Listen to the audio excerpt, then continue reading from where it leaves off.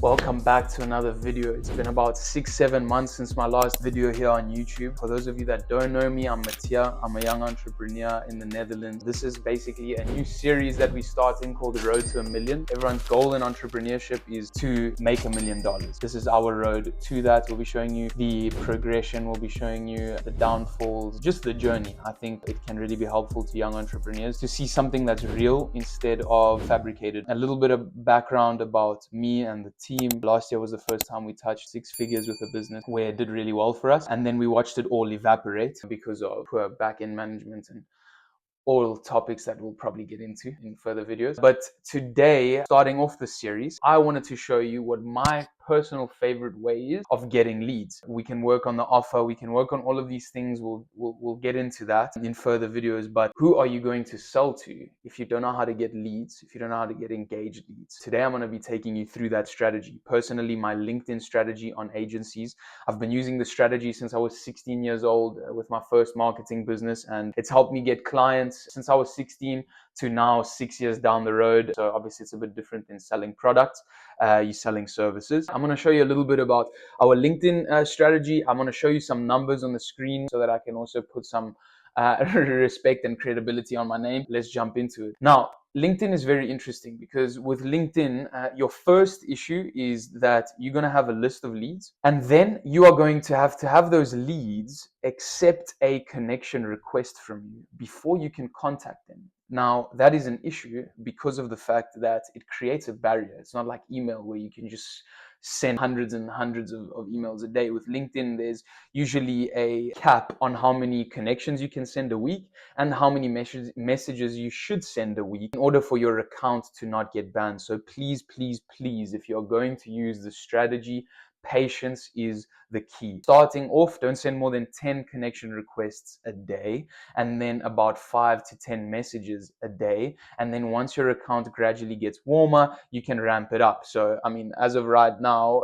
I've got a very warm account that's been up for 3 years. You know, I've been sending messages through this account for 3 years, roughly. So yeah, for instance, I send 50 connection requests a day, and I send around 36 to 40 messages a day. LinkedIn also is a lick up bastard because it's gonna shadow ban you, and you're not gonna know that's happening. So really stick to the limits and trust this process. Now, as I was saying, your first thing is getting the lead to connect back with you. So I'll show you a little bit about my account and how we can achieve a good connection acceptance. And then you're gonna want response rates, right? So we'll disregard this because this is a new campaign that's very young, like 10 days old.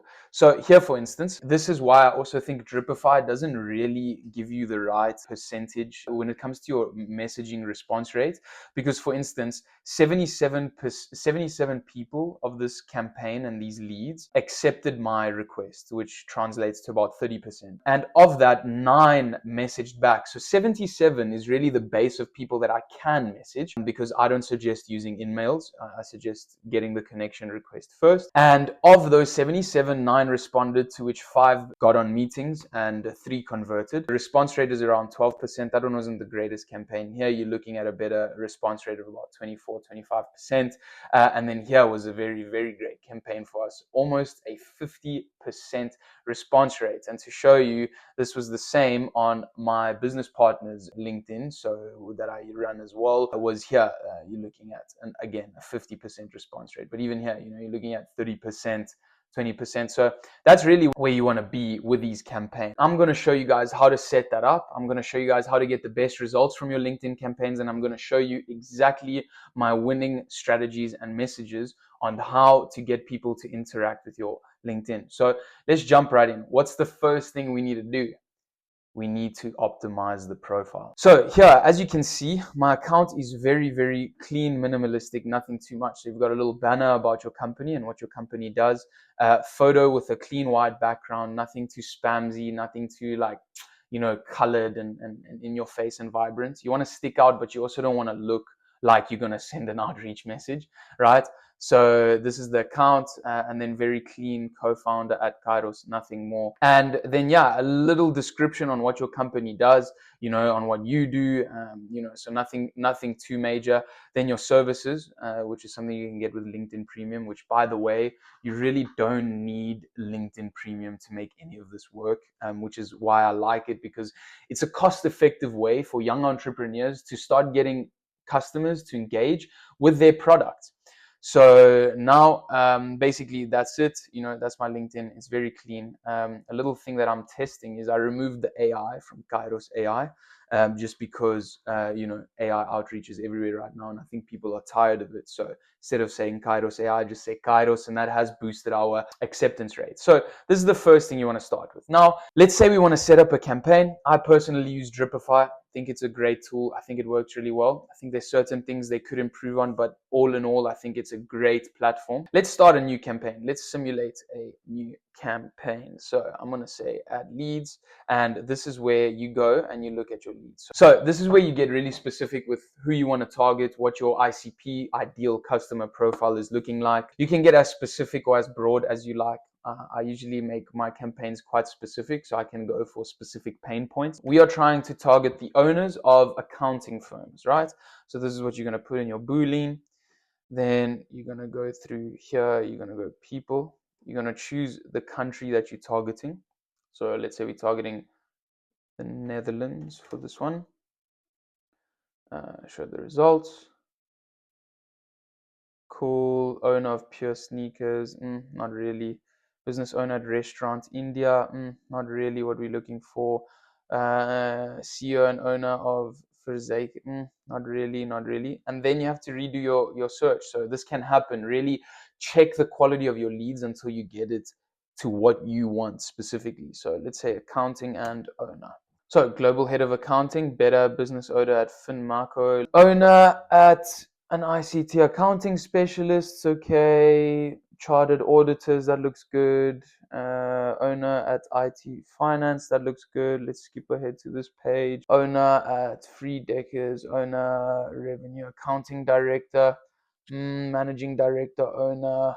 Okay, so we haven't really found what we are looking for, right? So let's try and see if we can maybe make it a bit better. Let's say maybe managing, let's say partner. I think that would be a good one, because accounting firms usually work, I guess, with partner. So let's see that. So this is just to show you how you need to go back and forth to find the right people that you're looking for and the right leads that you're looking for. Because if you're going to do outreach to a wrong customer profile, your outreach and offer and product can be so great, but it is going to be falling on deaf ears. So here we go. Partner at KPMG. Okay, KPMG is quite big. So partner at Newton. I know Newton is that. KPMG. Partner at Great. Okay, we're looking good. EY. These are big, accounting firms. So you're gonna want to probably filter those out. So you definitely want to filter out the bigger companies, right? You're looking for SMEs, and this is kind of the issue when you don't have something like a sales navigator, which we can cover in another video. Is there you can get really specific, with specifically who you're targeting. So SMEs, company size, etc., etc. You can also use Apollo to get leads, but it is quite expensive. I don't know if this is allowed yet, but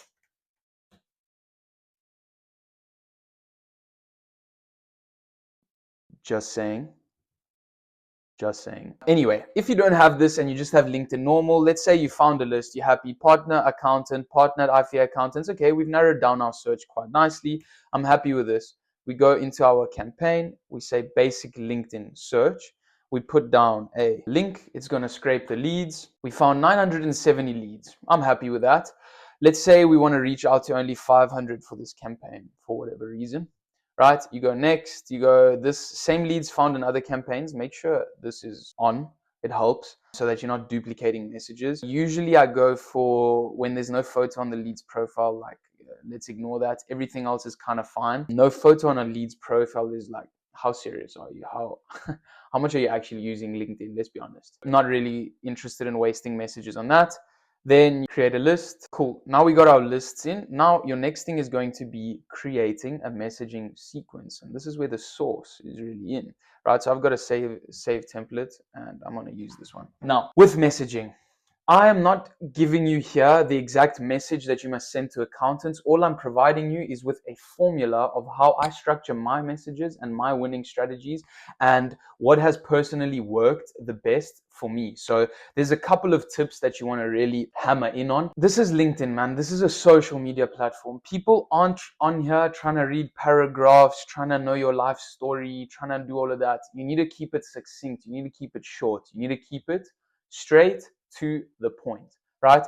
So for instance, this guy sent me this outreach message, okay? And it's like, all love to you, man. I respect the hustle, but no one is reading this, bro. No one is reading this. Like with the attention span that we have in 2025, nobody is reading that, okay?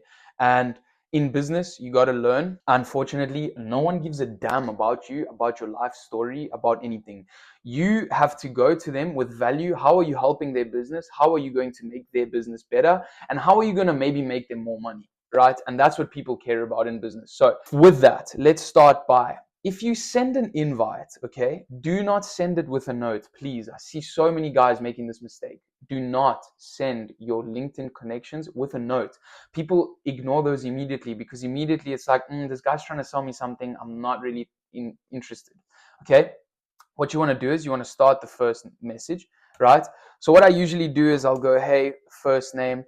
You're going to want to go on ChatGPT, Claude, whatever AI you use, and you're going to want to do a little bit of research about the pain point of the people that you are targeting. And with those pain points, you're going to run A/B tests. That's how you're going to reach out to them. Short, sweet, little bit of personalization, and just ask a question that's direct to the point. In the Netherlands, there's not a lot of, let's say, professional foreplay, so you just want to get it to the point. Hey, first name, how much time does it take your team? This is a pain point that a lot of accountants have, right? So someone comes in, they're very interested, they need some documents, and then it's just the constant back and forth that wastes so much billable hours where they could be doing other things.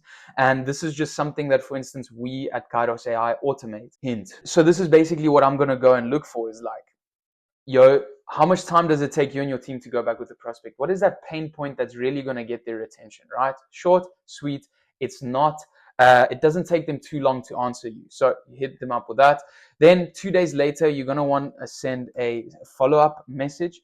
And your follow-up message is usually, adding some sort of value, saying exactly what your company does. So you keep it short, first name. Sometimes I'll write something like this, you give them a little bit of value, you explain to them a little bit about your solution. If the message can stay quite short, I like adding in some social proof here. So you'll put some social proof here of like, this can be like, we've helped accounting firms like yours in Amsterdam save 30% of their weekly hours spent going back and forth with clients, saving them X amount, etc., etc. If you really want to know what value to hammer in, I do recommend Alex Hormozi's videos for what sort of things to, include value propositions, the value equation. I think he really has some good tips on that. So you got social proof, are you interested, whatever.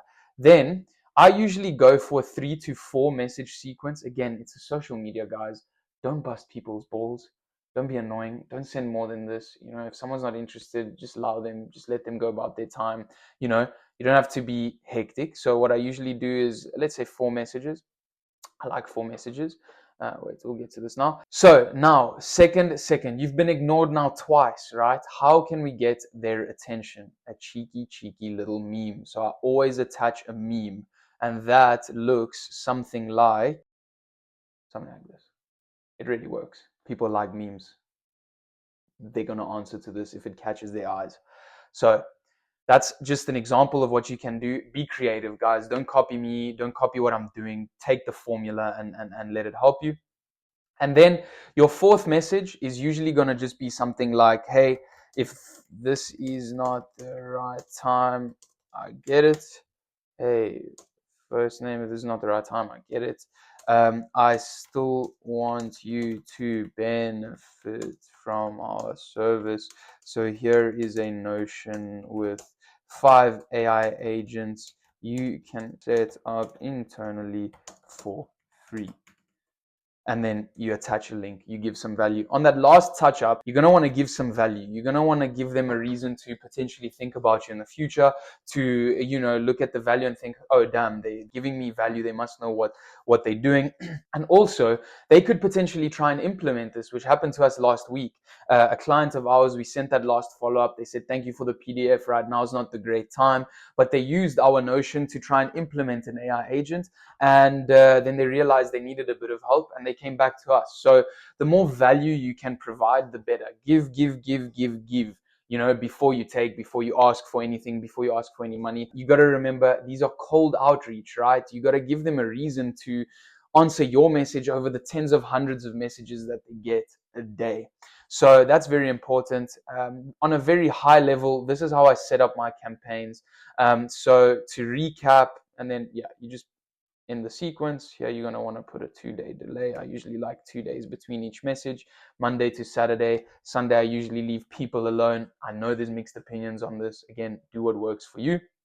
And then you go ahead and you push that campaign. What I suggest you do is always keep a very organized sheet of your tests and what you run and what works and what doesn't, concepts you want to test. Write these ideas down, because this game and marketing in general is all about testing. You just got to push as much content out as possible and keep testing. Keep testing certain touch points, keep testing different pain points, etc., until you find what's really working for you. So as an example, when I was doing outreach in South Africa to try and expand the client base in South Africa, we were using the outreach strategies that worked for us in Europe. And then this one guy messaged me and he said to me, how are you? I'm good, thanks. And you? Thanks for asking. Something like that. And I realized that my message was just saying, hey, boom, straight to the point, right?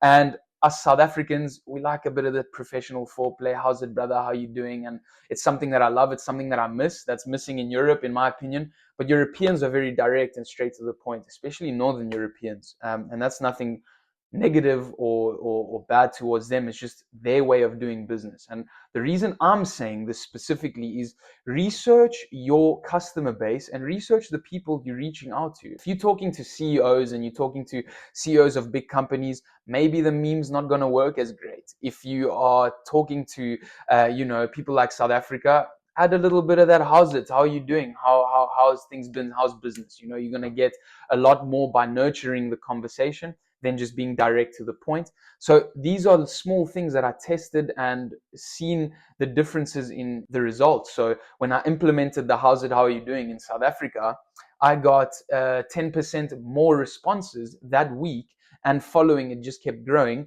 because of that small tweak. So research your audience, keep the messages short and succinct, ask them a question that is specifically relative to their pain point. Keep all your tests together somewhere. So keep them, in a sheet. Keep it very organized. Know what you're testing, and know what your results are when you change these things. And just keep trying. There's no real magic formula to getting this right. And if someone is trying to sell you a magic formula, they're lying. All right. There's no such thing as the magic formula. You can do certain things that work someplace and for some businesses and for some people, and it just won't for others. But there are certain foundational principles that can help you. And I hope that these principles and showing you how to set up this campaign was a very high level point on that. And if you are looking, to close more leads and make more sales in LinkedIn, I really suggest you use the strategy. Take it from someone that's been doing this for 6 years, that's been doing this shit manually, because 6 years ago I didn't have money to pay for tools. I was 16, so I was doing this manually. I was recording the follow-ups, all these things. If you got a bit of money to spend, use a tool. It makes your life a lot easier, and follow-ups are extremely important. And be creative. Really, just be creative. Don't take anyone's word for the magic tool and pay for any course, because it's usually just bullshit. Keep trying, keep pushing, and I hope that this video has helped you. This is a small part of how we are on our road to 1 million and what's been helping us chip away at that big number. So yeah, if this video was any value to you, like, subscribe, comment if you want to. See you guys in the next video.